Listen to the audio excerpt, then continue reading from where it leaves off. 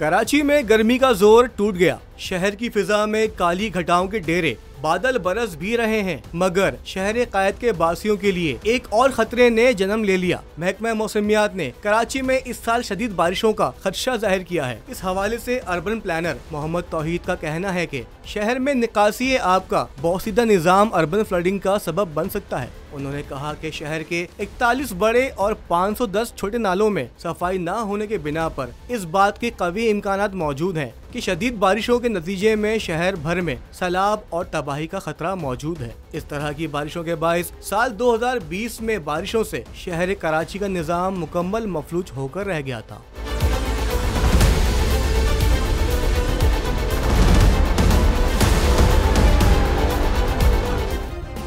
Subscribe करें और bell दबाएं ताकि कोई खबर रह न जाए।